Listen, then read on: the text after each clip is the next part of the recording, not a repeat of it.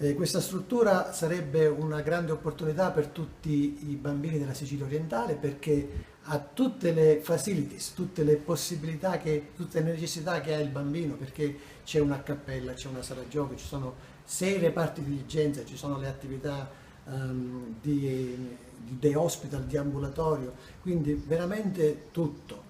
E il bambino si merita queste attenzioni, quindi noi aspettiamo che le, fra virgolette, pastoie burocratiche possano finalmente essere risolti e che i bambini abbiano la loro casa.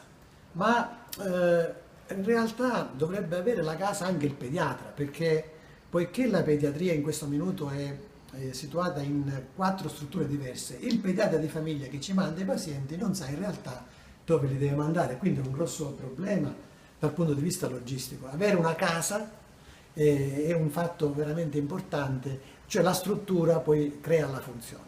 Qual è al momento l'inghippo burocratico che impedisce l'inaugurazione di questa struttura? Non lo conosco, perché ci sono anche i mobili, sono stati acquistati anche i mobili e sono in deposito nella ditta che li ha acquistati.